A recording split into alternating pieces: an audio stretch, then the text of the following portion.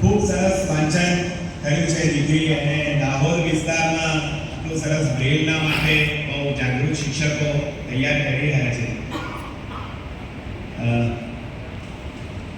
દ્વિતીય નંબરવાળા મિત્ર ઉપસ્થિત છે. પ્રથમ નંબર તરફ જઈએ એટલે દ્વિતીય અંતરંગ વિવિધલક્ષી તાલીમ કેન્દ્ર, દ્વિતીય નંબર દાહોદ. પહેલાને ક્યાં જવું છે? ક્યાં રાખી?